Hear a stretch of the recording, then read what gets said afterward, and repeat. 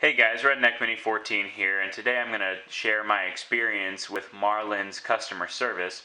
So, if you follow my channel, you know that just recently I picked up this XT17 17HMR from a coworker for $160, and a couple weeks ago I took it out shooting for the very first time, and I had some problems with the magazine. I had this little 4-round magazine out there, and I took a round and I put it in, and it didn't hold the round in the magazine. And that was really frustrating, because when I first brought the gun home, I put a few rounds in each magazine to make sure that they worked properly, and they did. And when I took it out to the field, it wasn't working. So, I brought it home and I realized that the weld on the back of the magazine is broken, and you can, squeeze it and it moves, which isn't good.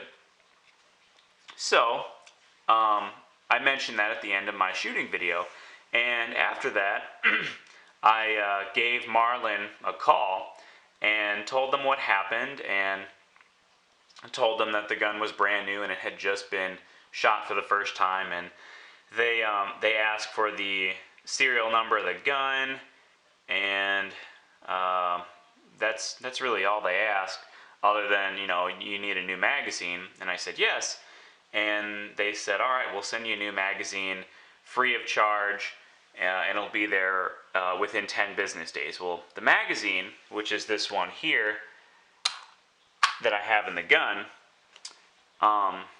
it came within 4 or 5 business days, so about half the time that they said it would take.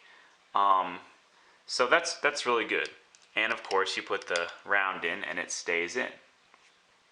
So, that's a good thing, right?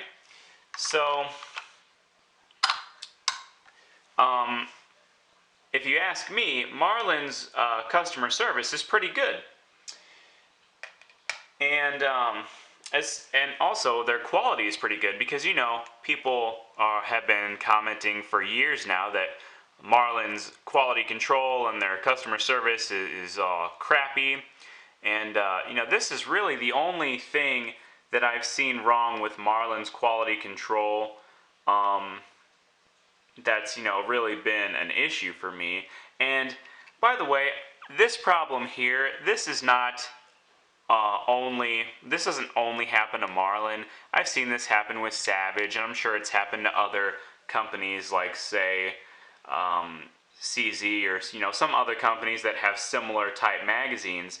When you have welds and things like that holding the magazine together, sometimes they break, and it's not a big deal. It's not necessarily the company's fault.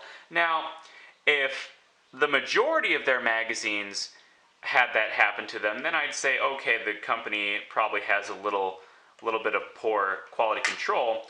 But this doesn't seem to be a very big problem.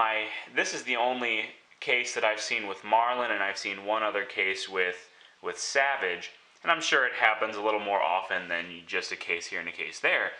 But I still don't see it all the time, and it hasn't happened with the 7-rounder, so I got my fingers crossed that it's not going to happen anymore with the magazines that I buy, or the magazines that I currently have.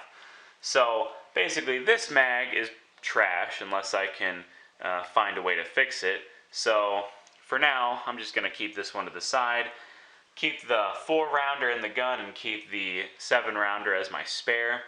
And eventually I'll probably get a few more magazines down the line, because I just like to have lots of magazines loaded up when I go to the range. But yeah, so anyway, out of all the Marlins that I have, they're all in pretty good, they all have pretty decent quality control for what they are and for how much I paid for them. I'm not complaining about any of them. I have 8 of them, by the way, that I'm pretty sure were all manufactured after Remington or Freedom Group or whatever bought out the company. So all of them seem to have pretty decent quality control by my standards, and this is the only case I have with their customer service, and they had good customer service with that. So far my experience with their quality control and their customer service has been good. So that's all I have to say about that. So anyway, subscribe to my channel, like me on Facebook. I'm Redneck Mini 14, and until next time, be safe.